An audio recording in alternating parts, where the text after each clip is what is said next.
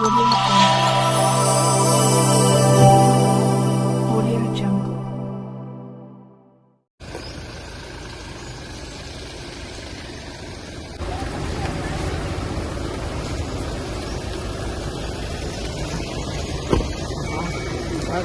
కాంగ్రెస్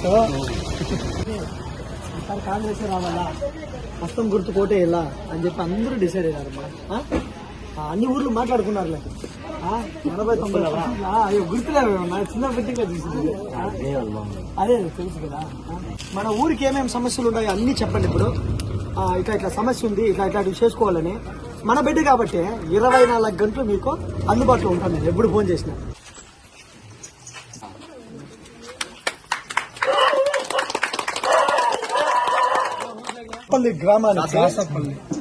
రాసపల్లి గ్రామానికి బోర్లు లేవు. బోరున్నా కానీ దానికి మోటార్ లేదు.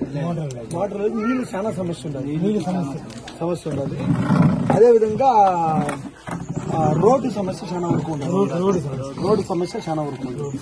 ఊర్లో లైట్లు కూడా లేవు మాకు. రోడ్లలో ఒక్క లైట్ లేదు.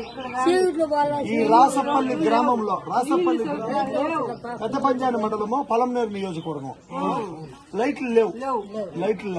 అవునమ్మా, నీళ్ళు లైట్లు లేవు, రోడ్డు కరెక్ట్గా లేదు, నీళ్లు లేదు. నీళ్ళతో చాలా అవస్థ. అవునమ్మా. అమ్మా ఇప్పుడే నేను మాదికపల్లికి పోయింది. కీలపట్ల పక్కలో బిందిగులు ఎత్తుకొని ఆడబిడ్డలో పండ్లంతా వదిలేసి 2 బిందిగులకి కొట్లాడుకునే పరిస్థితిలో ఉన్నారు. ప్రతి ఊర్లోన 2 బిందిగులకి కొట్లాడుకుంటా ఉన్నారు జనాలంతా. అర్థమైతే లేదమ్మా. ఈ నీళ్ల సమస్య ప్రతి గ్రామంలోన శాపమైంది. ఇది గత 2 ప్రభుత్వాలను పట్టించుకోలేదు. అవునమ్మా. కాబట్టి తప్పకుండా ఎన్నిసార్లు చెప్పినా ఈ పలమనేరు నియోజకవర్గంలో కనీసము నీళ్లు లేక అలమటిస్తా ఉన్నాయి అన్ని గ్రామాలు. ఇప్పుడు మాదికపల్లికి పోయి అరిసి అందరితో ప్రెస్ మీట్ పెట్టే కొందరికే ఇప్పుడు బోర్ బండి ఏమో పంపిస్తామన్నారంట. ఇక్కడికి పంపివాళ్ళు ఇప్పుడు ఈ ఊరికి వచ్చేసి బోర్ మోటార్లు పంపివాళ్ళ ఇదేవాళ్ళు. అన్నా వెంకటే గౌడన్న గారు, ఇది రాసపల్లి గ్రామం, దీనికి కూడా బోర్ మోటార్లు పంపి మాదికపల్లి ఉంది, దానికి ఒక బోర్ వేపి నేను ప్రతి సమస్యల్ని చూపించుకుంటా పోతా ఉంటాను. అవంతా చేసుకుంటారా. 5 ఏళ్ళు ఇంకా కుంభకర్ణులు నిద్రపోయినారు ఇద్దరు. 5 సంవత్సరాలు ఆయన, 5 సంవత్సరాలు ఈయన. కనీసం నీళ్లు కూడా తాగేదానికి లేకుండా చేసినారు. ఇది నిజమేనా? ఏమన్నా పార్టీల మీద ఏమన్నా మనం దూషణం చేస్తా ఉన్నామా? నీళ్లు లేవు. నీళ్లు లేదు నిజమా? మన రోడ్డు ఆ కాలం నుంచి కాలం వరకు రోడ్డు లేకుండా ఉండేది నిజమేనా? అవునా కదా? ఈ నీళ్లు ఈదు లైట్లు లేకుండా ఉండేది నిజమేనా? అవునా కదా? ఇంకా ఈ 3 నిజమే కదా. ఇవి కూడా ప్రభుత్వాలు చేయకపోతే ఇంకేమిటికి ప్రభుత్వాలు ఉండేది? ఏమిటి చెప్పు. అవునా కదా?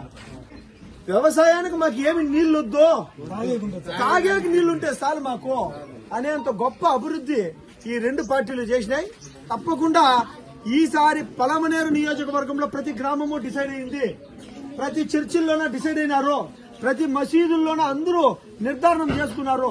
ప్రతి గుళ్ళు దేవస్థానాల్లో పూజారులందరూ కూడా డిసైడ్ అయినారు. అందరితో మాట్లాడుతూ ఉన్నారు. ఒకటై ఈసారి కాంగ్రెస్ పార్టీకి ఎట్లయితే కర్ణాటకలో గెలిపించినారో, ఎట్లయితే తెలంగాణలో గెలిపించినారో, అదే విధంగా మన ఆంధ్రప్రదేశ్ లో ఈవెన్ పలమనేరులో అత్యధిక మెజార్టీతో రావాలని డిసైడ్ అయినారన్న. కాబట్టి మన రాసపల్లి గ్రామమే కదా, మన రాసపల్లి గ్రామస్తులందరూ 300 ఓట్లున్నాయి. 300 ఓట్లని అమ్ముకునేది వద్దు, వీకి 2000కి అమ్మేది వద్దు. ఒకవేళ వాళ్ళు ఏమైనా దుడ్లు ఇచ్చినా బలవంతంగా తీసి పెట్టుకోండి, ఏం తప్పులే, తీసి పెట్టుకోండి. ఈ ఒకసారికి అయ్యో 1000 ఇచ్చినట్టు ఓటు వేయద్దండ, 2000 ఇచ్చినట్టు ఓటు వేయద్దండ. ఓటు కాంగ్రెస్ కి అయిందా? ఏంపా 1000 ఇస్తే ఓటు వేయలేని రూల్ అగ్రిమెంట్ ఏమైనా ఉందా? 2000 ఇస్తే ఏమైనా మనమేం అడుగుతామా? వచ్చే ఇంటి దగ్గర వరకు వచ్చి ఇస్తారా లేదా? ఆ ఇంటి దగ్గర వరకు ఇస్తారు, తీసుకోండి అప్ప, ఏం తొందర లేదు, తీసి పెట్టుకోండా. ఓటు కాంగ్రెస్ కి వేయండి. ఇమ్మీడియట్ రోడ్డు వ్యవస్థ నేను రెడీ చేపిస్తాను. ఇమ్మీడియట్ గా వచ్చేసి వాటర్ వ్యవస్థ నేను రెడీ చేపిస్తాను.